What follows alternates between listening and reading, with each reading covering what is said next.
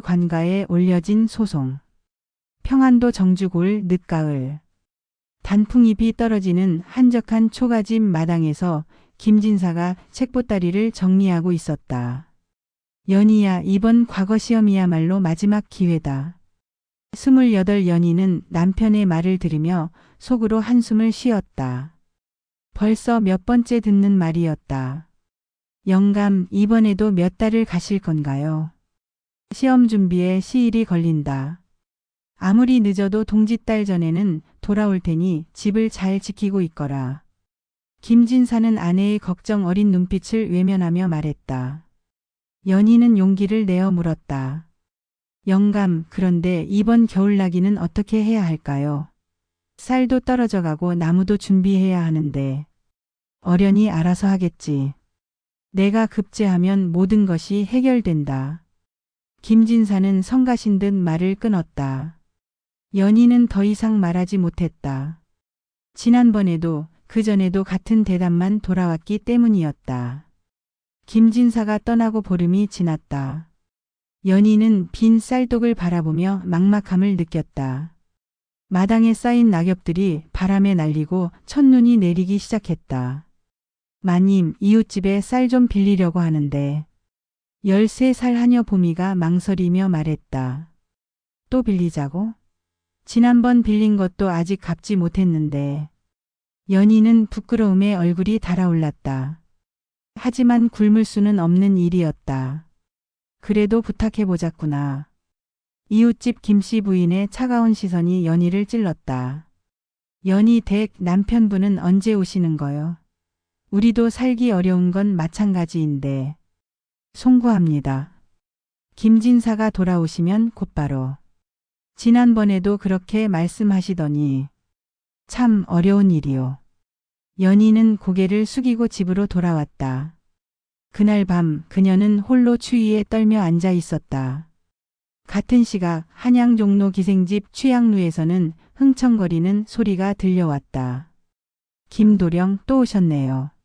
매향이가 얼마나 기다렸는지 몰라요. 김진사는 술에 취해 기생 매향의 어깨에 기대었다. 과거 시험? 그까짓 건 내년에 봐도 되지. 지금은 이런 때가 좋아. 도령, 그런데 돈은 괜찮으세요? 요새 술값이 만만치 않은데. 걱정 마라.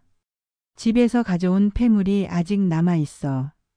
김진사는 연희가 시집 올 때 가져온 금비녀를 꺼내 보였다. 매향의 눈이 반짝였다. 어머, 이거 정말 좋은 거네요. 이걸로 한 달은 놀 수 있겠어요. 그렇지, 그렇지. 집에서 기다리는 마누라는 생각하지 말고 오늘 밤은 실컷 즐겨보자. 정주 고을로 돌아와서 연희는 우물가에서 빨래를 하고 있었다. 손이 꽁꽁 얼어 제대로 움직이지 않았다. 연희 댁 혼자 고생이 많으시오. 뒤에서 들려온 목소리에 연희가 돌아보니 마을의 대감 박진사였다. 40이 넘은 나이에 부인과 자식들이 있는 유력한 양반이었다. 아, 박진사님. 안녕하셨습니까? 김진사는 언제 돌아오시는지요? 글쎄요. 아직 소식이 없어서. 박진사는 연희의 파리한 얼굴과 해진 옷을 유심히 바라보았다. 참 안 됐소. 젊은 부인이 이렇게 고생을 하다니. 며칠 후 박진사가 다시 연희를 찾아왔다. 연희 댁, 혹시 시간이 있으면 우리 집에서 바느질 일을 도와주실 수 있겠어? 품삯을 드릴 테니. 연희는 기뻤다. 오랜만에 돈을 벌 기회였다. 정말 감사합니다. 기꺼이 도와드리겠습니다. 그렇게 연희는 박진사 집을 드나들기 시작했다. 한 달이 지나고 박진사의 제안은 더욱 구체적이 되었다. 연희 댁, 솔직히 말씀드리겠소. 부인께서 아프시어서 집안일을 돌볼 사람이 필요하여. 집안일이라면 첩으로 들어오시라는 말씀이요. 연희는 깜짝 놀랐다. 무슨 말씀을? 저는 남편이 있는 몸인데요. 그 남편이라는 양반이 댁을 어떻게 대하는지 모르지 않소. 의식주 걱정 없이 편안하게 지낼 수 있을 텐데. 연희는 단호히 거절했다. 하지만 집에 돌아와서 빈 쌀독과 차가운 방을 보니 마음이 흔들렸다. 그날 밤 연희는 굶주림에 잠을 이룰 수 없었다.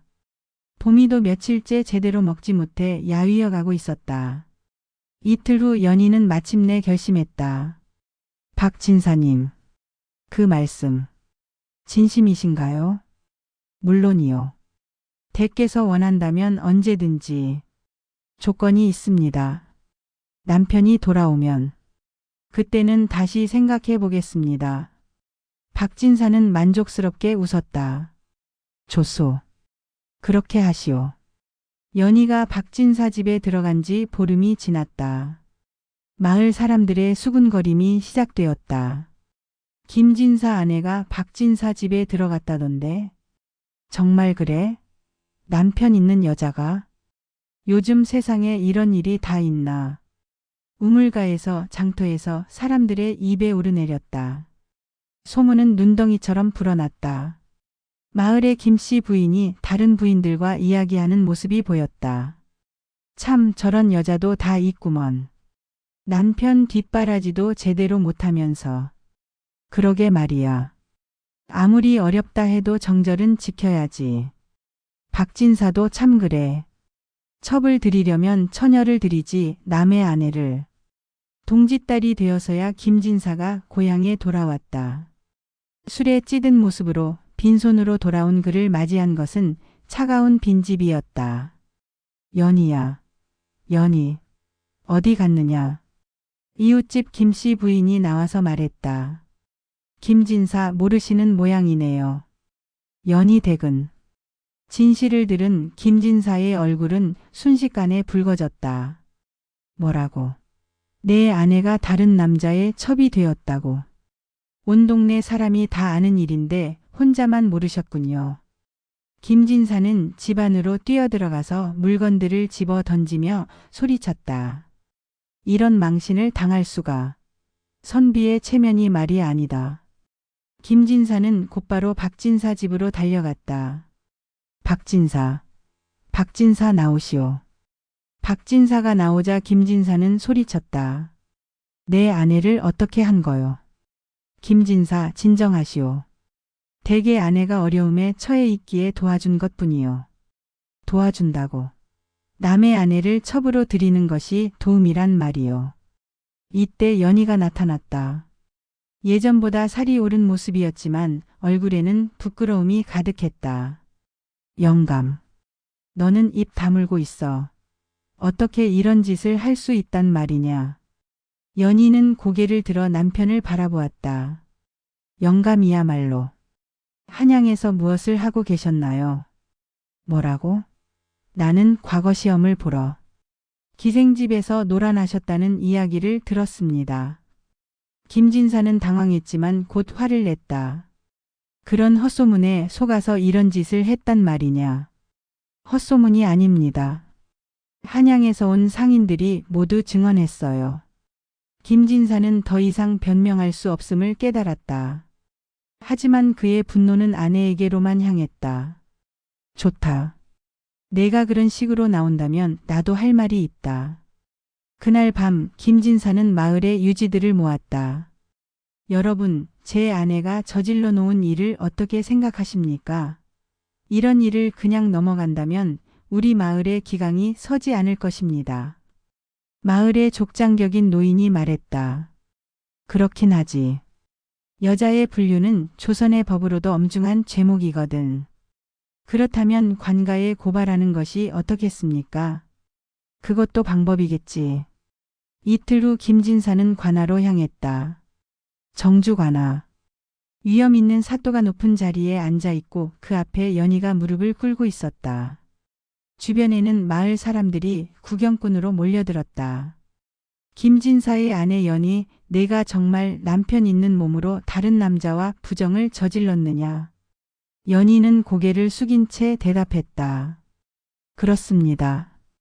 웅성웅성하는 소리가 들렸다. 이유가 무엇이냐? 연희는 한참을 망설이다가 입을 열었다. 사또. 소녀도 살고 싶었습니다. 살고 싶었다고? 남편이 과거 시험을 본다며 한양으로 올라간 지 몇 달째였습니다. 집에는 먹을 것도 뗄감도 없었고 추위와 굶주림에 견딜 수가 없었습니다. 사또는 냉정하게 말했다. 그것이 정절을 버릴 이유가 되느냐. 어려워도 굶어 죽을지언정 절개는 지켜야 하는 것이 여인의 도리 아니냐. 연희의 눈에서 눈물이 흘렀다. 사또 소녀도 그렇게 생각했습니다. 하지만 김진사, 내 아내의 말이 사실이냐? 내가 집을 그렇게 오래 비웠느냐? 김진사는 당당하게 대답했다. 사또, 저는 과거 시험을 위해 부득이하게 집을 비울 수밖에 없었습니다. 선비로서 입신양명을 위한 정당한 이유였습니다. 그렇다면 집안 살림은 어떻게 했느냐? 아내가 알아서 해야 할 일 아니겠습니까? 다른 집 아내들은 다 그렇게 살아가는데 유독 제 아내만 이런 일을 저질렀으니 변명의 여지가 없습니다. 마을 사람들 중 일부가 고개를 끄덕였다. 맞는 말이야. 어려워도 그런 짓은 하면 안 되지. 하지만 다른 사람들은 고개를 저었다. 그래도 아내를 너무 내팽개친 게 아닌가? 사또. 연희가 갑자기 고개를 들었다. 사또, 제가 한 일이 잘못된 것은 압니다. 하지만 남편도 잘못이 있지 않습니까? 무슨 말이냐? 남편은 과거 시험을 본다고 하면서 한양에서 기생과 어울리며 방탕한 생활을 했습니다. 김진사가 벌떡 일어났다. 거짓말하지 마라. 나는 오로지 공부만. 거짓말이 아닙니다. 한양에서 온 상인들이 모두 증언할 수 있습니다. 사또가 흥미롭게 바라보았다. 상인들이 증언한다고? 연희는 눈물을 닦으며 말을 이어갔다. 사또, 남편은 제가 시집 올 때 가져온 폐물들을 모두 팔아서 기생집에서 술값으로 썼습니다. 그러면서 집에는 한 푼도 보내지 않았습니다. 그럼 그렇다 해도 내가 가늠한 것은 변하지 않는다. 김진사가 다급하게 소리쳤다. 이때 관아 밖에서 소란이 일었다. 관장님, 한양에서 온 상인들이 증언하러 왔다고 합니다. 들어오게 하라. 상인 2명이 들어왔다. 소인들은 한양 종로에서 장사를 하는 자들입니다. 김진사를 아느냐? 물론입니다. 지난 몇 달간 거의 매일 취향루 기생집에서 보았습니다. 김진사의 얼굴이 새하얗게 변했다. 과거 시험은 언제 봤느냐? 시험이라니요? 단 한 번도 시험장에 간 모습을 보지 못했습니다. 오로지 기생 매양이와 술만 마시며 지냈습니다. 2번째 상인이 말을 이었다. 돈이 떨어지면 아내가 시집 올 때 가져온 폐물이라며 금비녀, 은팔찌 등을 팔았습니다. 그 돈으로 또 술을 마시고. 관아가 술렁였다. 마을 사람들이 김진사를 바라보는 눈빛이 달라졌다. 김진사, 이것이 사실이냐? 사또의 질문에 김진사는 대답하지 못했다.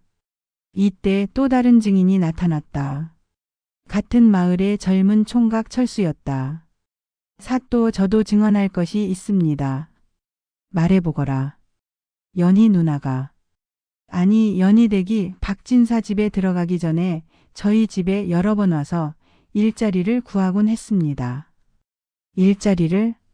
네, 품앗이든 뭐든 돈 되는 일이 있으면 해달라고. 정말 어려워 보였습니다. 어머니가 가끔 쌀도 구워주고 했는데. 철수의 어머니도 나섰다. 맞습니다. 그 여인이 얼마나 어려웠는지. 겨울인데도 제대로 된 옷 하나 없이 떨면서 다녔어요. 점점 더 많은 사람들이 연희를 옹호하기 시작했다. 그래, 생각해보니 그 여자 정말 불쌍했어. 남편은 놀러 다니고 아내만 혼자 고생했지. 사또는 곤란한 표정을 지었다.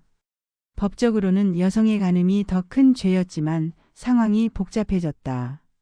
김진사, 내 아내의 말과 증인들의 증언이 모두 사실이라면 내게도 책임이 있는 것 아니냐. 사또, 그렇다 하더라도 법은 법 아니겠습니까? 여자의 간음은 엄중한 죄입니다. 김진사는 여전히 강변했다. 또한 제가 한양에서 무엇을 했든 그것과 아내의 간음은 별개의 문제입니다. 사또는 고개를 끄덕였다. 그것도 맞는 말이다. 조선의 법은 명확하다. 연희는 절망적인 표정을 지었다. 결국 모든 죄는 자신에게 돌아올 것 같았다. 하지만 이때 예상치 못한 일이 벌어졌다. 관아 밖에서 또 다른 소란이 일었다. 박진사의 정실 부인이 문중 사람들을 이끌고 나타난 것이었다. 관장님, 박진사를 당장 처벌해 주십시오. 박진사의 부인은 분노에 찬 얼굴로 소리쳤다. 무슨 일이냐? 남편이 남의 아내를 첩으로 들였다는 사실을 이제야 알았습니다. 이런 부끄러운 일이 어디 있습니까? 문중의 어른들도 분개했다. 박진사, 내가 정말 그런 짓을 했느냐? 남의 아내를 첩으로? 그건. 박진사는 변명할 수 없었다. 문중의 체면을 이렇게 더럽히다니. 당장 관직에서 물러나라. 조상님들께 어떻게 면목을 세우겠느냐. 박진사의 부인이 더 충격적인 말을 했다. 사또 그뿐만 아닙니다. 남편이 그 여자를 유혹할 때 어떤 말을 했는지 아십니까? 무슨 말을 했느냐?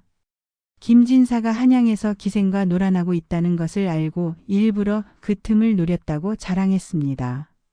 이 말에 관아가 술렁였다. 그러면 박진사가 계획적으로? 그렇습니다. 김진사가 집을 비운 것을 알고 일부러 접근한 거였습니다. 연희가 충격을 받은 표정으로 박진사를 바라보았다. 박진사님, 그것이 정말입니까? 박진사는 고개를 숙였다. 이제 모든 진실이 드러났다. 김진사는 거짓말로 아내를 속이고 한양에서 방탕한 생활을 했고 박진사는 그 틈을 이용해 의도적으로 연희를 유혹한 것이었다. 사또가 정리했다.